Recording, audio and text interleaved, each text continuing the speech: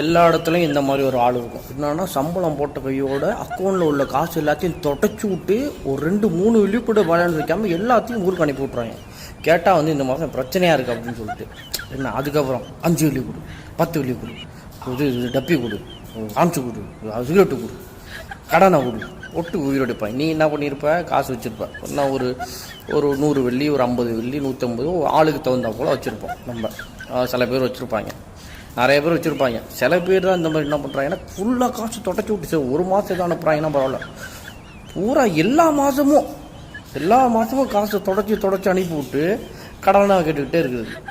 அங்கே ஊரில் போய் அவனை பார்த்தீங்கன்னா அவங்க நல்ல வசதிக்கார ஆளுகளாக இருப்பாங்க. ரொம்ப நம்மளை தாண்டி வசதியாக இருப்பாங்க. தொடச்சி அனுப்பி விட்டு இங்கே போட்டு நம்ம போட்டு உயிர் எடுக்கிறது.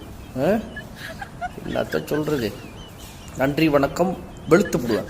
அதுக்கப்புறம் இன்னொரு 1 வாரத்துக்கு வீடியோ போட மாட்டேன், வேலை கொஞ்சம் பிஸியாக இருக்கும். அடுத்த வாரம் செவ்வாய் புதனில் தான் ஃப்ரீ ஆகும். அதையும் சொல்லிக்கிறேன். நன்றி வணக்கம் வெளுத்து போடுவேன்.